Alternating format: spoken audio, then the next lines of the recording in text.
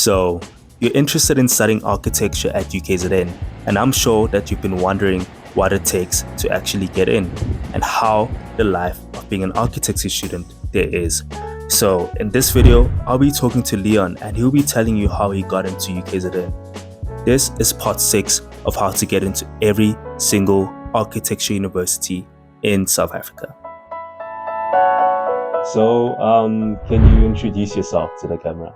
Hi everyone, my name is Thobane, Leon, and my surname is Canham. From Peter Maritzburg, KZN, but I've been in Durban for at least 6 years now. Yeah, and I'm an architecture student at UKZN doing 4th year honors, and also a full-time employee at Caesar Architects. Then can you explain to me the whole story of how you applied for architecture at UKZN? Okay, that was 2019 when I considered applying for architecture at UKZN. I was doing my 2nd year in civil engineering at DUT. I know it's quite a shock to just change a course when you're doing your 2nd year to start over, you know. But for me, that was a point of realization that okay, I don't know how am I going to cope in this field, civil engineering to be exact. Because I was like, I was not able to see myself somewhere with the course. Not that something is wrong with that, but it just was not my thing, you know, when you realize one of those things. So I was like, okay, I've been always passionate about architecture and civil engineering, those two both. And then I chose civil engineering initially, but then I was like, no, at a later stage, I want to do architecture, and then I should start the process of applying. So I looked it up. And then I saw the requirements. I met the requirements. They only needed like 30 APS at the time. They wanted your good marks in maths and English. So those were the two priority subjects coming from high school. So I was like, okay, I can get in. And then I saw they required to do like a portfolio, where they give you like an assignment that you have to submit at the end of the year. Probably it was December, I think, but you had to submit it physically. That was the catch, you know. Doing the assignment for me, it was like it was an easy thing, you know, because it also had to do with the experience of being able to draw and being at uni, just knowing what to do and when to do it. You know, it's difficult when you're the first time coming from high school. You don't know where to go, you don't know who to ask and all of that. But with me being in Durban, exposed to university life, exposed to how the facilities work, so it was like, okay, it's just another application. But I was really passionate about doing it, and I was like adamant that I'm gonna get into the school because I like to believe I knew how to draw at the time.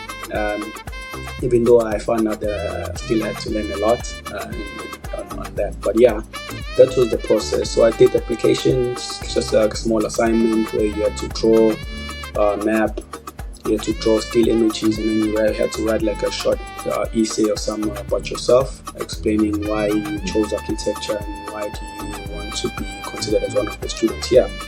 And then that was it, basically. And what subjects did you take in high school, and how did it help you applying and also studying architecture? Okay, with the subject with me, I'm not sure if they were really that important in my case, because I studied in rural areas. So in rural areas, you don't have a pool of subject choices in your school. You know, you're just given those that they think it's core subjects. So there's like science, accounting, and then there's like general. So I was in science, so I did pure maths, English, first additional language, isiZulu as a home language, and then it was physics, life sciences, and then you had to choose between geography and engineering, graphics and design, EGD, and then life orientation. So those were the subjects I was doing. So I was quite good in maths, which maybe is what played a role into me jumping to civil engineering of some sort, you know.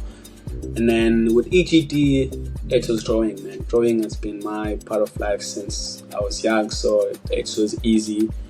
And I think because I had initially thought that EGD maybe would help you into being like the great students in architecture and all of that, and only to find out that it's not even in the prerequisites or requirements as a subject that you must have. They also speak about art as a requirement. If you did art in school, if you did this and this, which is basically almost none of the module of the subjects I did in high school. Only English and maths. But I guess English did help, because you find yourself there as a black guy. That's architecture is mostly dominated by white people. So when you get to there, like, oh, I'm with like a few, there's like 3 of us or whatever. So it's like, okay, English, I guess it helped in that way, understanding and being able how to speak fluently and all of that. But yeah, those are the subjects I did in high school. You already explained about what you had to do to, like, the assignment, like the sort of tasks which you had to do. Do you remember how you approached them, and like what did you specifically say to motivate your reason for wanting to study architecture? If I were to recall, looking at the part 1 assignment, so they asked you to draw a map from home to school, to your nearest school. So with me, it was like, okay, you basically just, I looked at Google Maps, to be honest. I was like, okay, this how they show the roads, this how they show the houses, and this how you show a direction, and then I was like, so let me just do that, and because it was freehand, you had to draw. So I was like, okay, I looked at where my home address is from my phone. I was like, okay, if you go to school, this is the route you take, like that. I didn't have an idea that you needed to draw like trees, because I didn't know any type of architectural maps, because I didn't search for them. It was like, I know what to do, but then I didn't know what to do. But okay, the way I did it was just like that. So I referenced Google Maps, and then I just drew the map, which was indicating where my point A is, which is my home, and which part do I take to school. And then the second assignment was more about the still images that you can choose. So I chose to draw my laptop at the time and an apple, because as I was sitting on my desk, I was eating an apple. So I just had a first bite. I was like, okay, I searched what still images are, because I knew what they were, but I thought because it's a portfolio, I need to get into architecture school, maybe they're looking for something else. I don't know, what is that? So I searched it, and I thought, oh, it's just any object that you can draw and all of that. So I drew those 2 objects, and then when it comes to the essay parts, they're basically saying it's more like a motivational letter, like why do you think you want to study architecture, like why would you want to go to UKZN and all of that. So for me, I simply stated that I want to be an architect one day, and so I'm interested in studying the course of UKZN. UKZN is one of the good universities, or best universities in the field of architecture. And I also said that because back in the time, I was still young, so I would just say things just to try and convince people that I'm a good fit to the school. So I was like, I know how to draw. I know how to draw houses. I know how to draw house plans and all of that. Because remember, there was no ChatGPT. If there was, I didn't know any of it. If like I said, so I couldn't just say, hey, what do I say if I wanna motivate them that I wanna get into school? So you had to just talk right from your mind and speak your truth, like why do you want to go to architecture and all of that.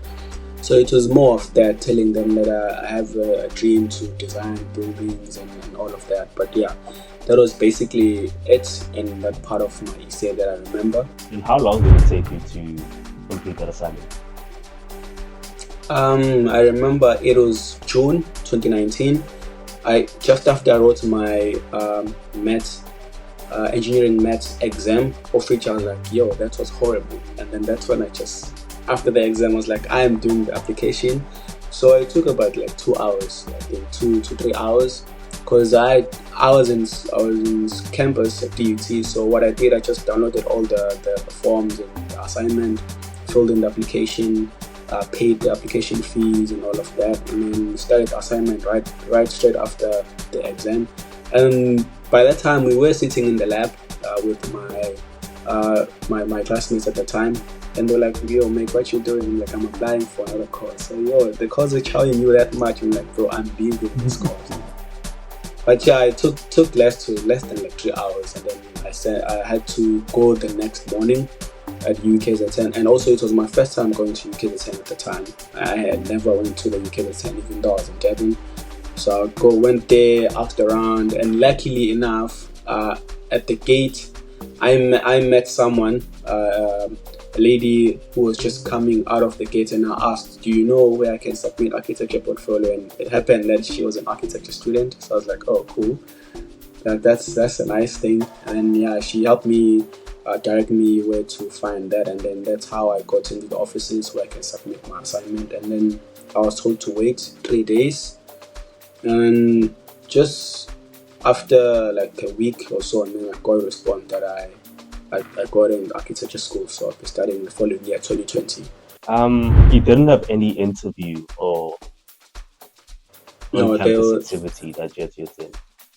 No, it was only that assignment that you do to get into school. There was no interviews, but I know at DUT there were interviews. Okay, if you had to hop on a time machine and go to the matric version of yourself to give them advice, what would you tell them about applying for architecture, about studying architecture, and just general life advice? What would you tell them? If I had to go back to my high school days, with the knowledge I have now, I'd let the kids know that architecture is quite a different career, to be honest. It's not like your typical going to study teaching where you get like a fixed job and then you get paid like a fixed, like it's pre-arranged. It's like I see other careers mostly like a test with the memorandum, but when it comes to architecture, it's a different kind of vibe, you know. It's all about passion, whether you like it or not, because you go through a lot before you get what you want. You understand what I'm saying? So I would say if you really going for architecture, it must be really something that you want. It must be really something that you know that you can actually do and you can perform well in it, even if you don't think you can perform well, but it's something that you like. I'm happy to try, and I'm happy to invest my time in it, because it's time consuming, it's stressing, and it's all that and that. But if you really into it, you can actually succeed, because there's quite people that you can look up to that have done a great job. But it's not like in and out and then you just successful course, like how our parents back at home, they would expect that, oh, you went to university, so right after university you just get a high paying job so you can start supporting us. It's not like that, and I guess that's why it's more dominated by white people, because they already have the capital, to sustain themselves. So it's like doing a hobby. If you're studying architecture, it's like you're doing a hobby. You don't really care that you're gonna benefit from it now, but you're just doing it because it's a passion for you. It's something that you're really eager about and you want to do in life. And then at a later stage, that's when you start benefiting from it. But that's basically what I would tell the kids in high school, because it's difficult trying to find the right path when it comes to these career things, you know. But yeah, that's basically what I would tell them.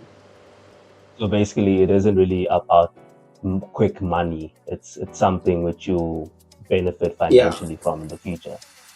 Yeah, if you're looking for quick bucks, go to finance, go to engineering, go to all these other courses, But if you're really passionate, because money is gonna come. It's not like it's not there. It's gonna come eventually, but you just need to get your things right, and it takes time.